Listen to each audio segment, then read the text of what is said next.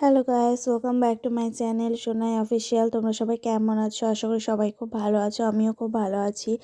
দেখো, ছাদ থেকে ব্লগটা স্টার্ট করেছি। এখনও বাবা বাড়ি আসেনি, তাই আমি রান্নাটা বসিয়ে দিয়েছি। দেখো, আমার ভাত হয়ে গেছে আর এবার তরকারিগুলো রান্না করব। সবজি কাটা হয়ে গেছে। আজকে কুমড়ো দিয়ে পুঁই শাক করবো, যে শ্বশুরবাড়ি থেকে নিয়ে এসেছিলাম সেগুলোই করেছি। আগে একদিন করেছি আর এই কটা ছিল, আজকে করে নেব। আর ডালের বড়া কালকে ছিল কটা ভাজা, এই জন্য আলু দিয়ে ডালের বড়াটা তরকারি করলাম।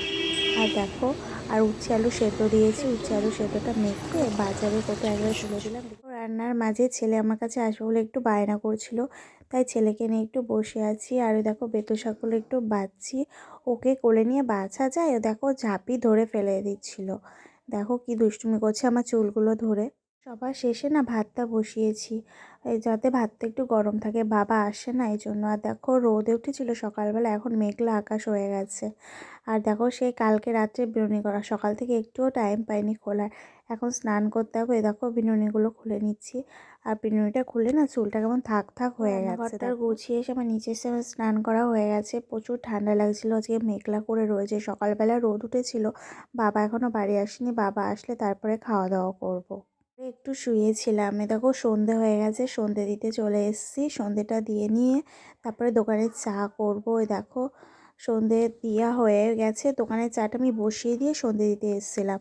আর দেখো, বিকালে একটু ছাদে চলে এসেছি। আমি চুলটাও বেঁধে নিয়েছি। আর দেখো, দিদি এসছে, দিদি বাসন মাজবে আর ঘর মুছবে।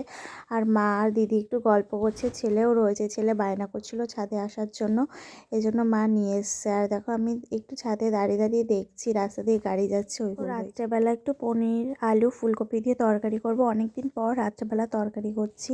আজ যেহেতু তরকারি ছিল না, এই জন্য বাবা বললো পনিরের তরকারি খাবে, এই জন্য বাবা নিয়ে এসছে পনির। এই এখন রাত্রেবেলা রান্না করবো। দেখো, পনিরটা আমি ভেজে নিয়েছি আর মা ওইদিকে আটা মাখছে। আমরা সবাই ভাত খাবো আর বাবা রুটি খাবে। বাবা প্রতিদিন রুটিই খায়। আর বোন বললো আমি ফুলকপি, বোনও রুটি খায় রাত্রেবেলা, আজকে বললো ভাত খাবে। তো বন্ধুরা, আজকে ভিডিওটা এই পর্যন্ত। গুড নাইট বন্ধুরা।